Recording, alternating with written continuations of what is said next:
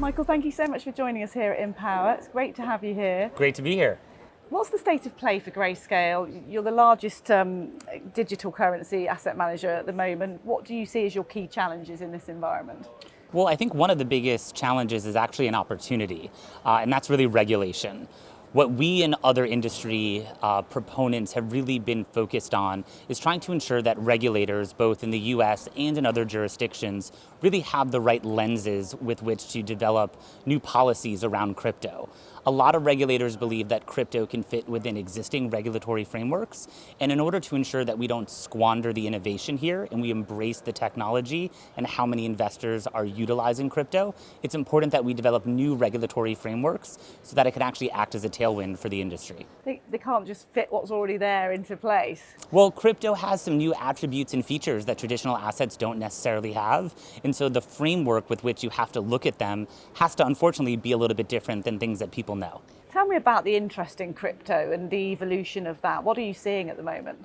Well, there's been for quite a few years now a trend towards diversification within the crypto space, not just diversifying one's portfolio by having crypto, but also diversification within that portfolio itself.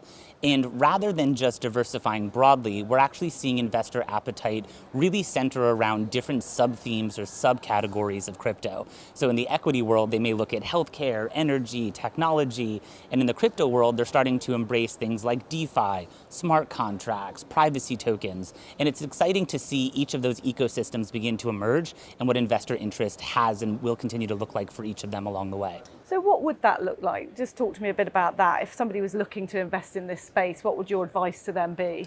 Well, certainly it's early days for crypto, no matter how much you're reading about it, seeing it, etc.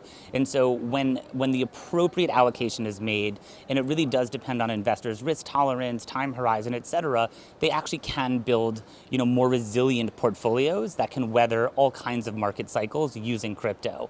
A lot of people start with some of the largest cryptocurrencies like Bitcoin and Ethereum, but as they get that initial taste of crypto, they begin to look at other protocols that maybe have other real-world use cases that they're excited about. And I guess you like to think your expertise, because you've been in this space for a while, is that nuance as well? Well, certainly the Grayscale way of doing things and helping investors is really through education. We're not simply offering another, gold fund or, yet another, sector-specific fund. Instead, our expertise for the last 8 years that's allowed us to emerge as the largest asset manager around crypto has really been through education.